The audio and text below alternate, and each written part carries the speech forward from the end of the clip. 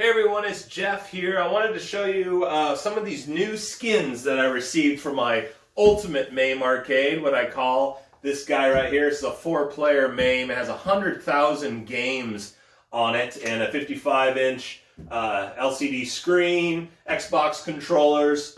It's quite the system, and I'll be doing a review on it here soon once I get the new PC with new upgraded games. It's actually going to have 105,000 games on it coming up. But today's video, I wanted to show you some new skin that I received for the machine.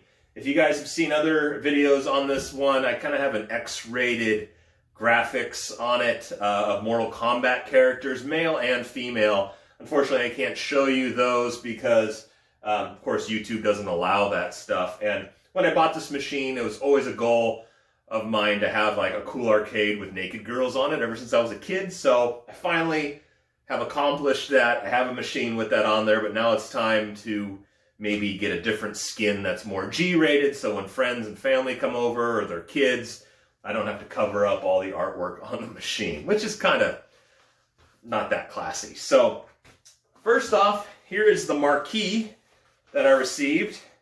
This is from arcadesaretfun.com, but really cool. It says Ultimate Arcade on it. This is going to be the marquee that's going to go up top. Then this is going to be for the actual main playfield area. We got Mega Man, Sonic, Zelda, Mario, and Donkey Kong. It's pretty cool looking, kind of like a dark, mean looking version of those characters. That's going to be where the playfield is here with the joysticks. And then this is a big guy. This goes on the side.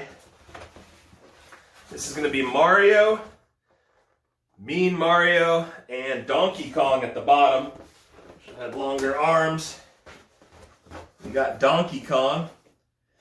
Getting the skin put on is going to probably be a little bit of a challenge, just because I spoke to the manufacturer when I bought this machine, and he's like, yeah, the artwork isn't really made to come off easily. So it's going to be kind of a touch and go project, but we'll get it done. Oh, and then down here is going to be Bowser. Cool looking. So you can see that. And finally, on the other side, on the right side of the machine, is going to be Sonic and Mega Man. Again, you can't see the bottom. But really high quality vinyl they sent me here.